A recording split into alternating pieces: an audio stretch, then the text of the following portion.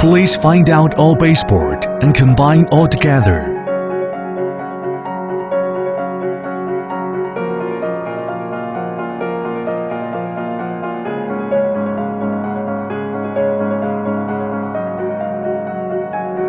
According to the installation manual to connect all side wall together.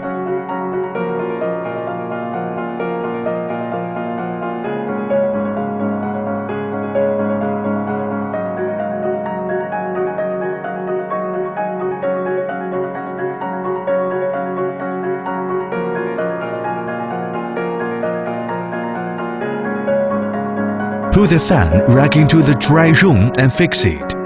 Then connect all ceiling together.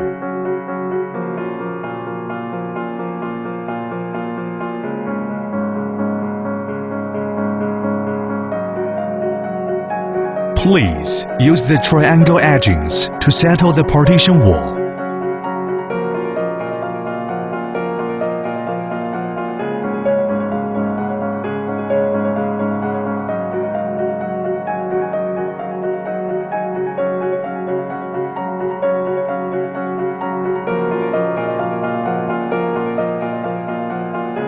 Electricity power connection.